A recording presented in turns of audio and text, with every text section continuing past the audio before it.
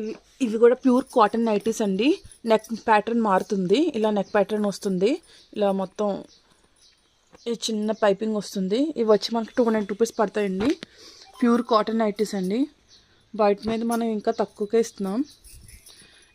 Colour అయితే guarantee అండి, shrink అవ్వవు.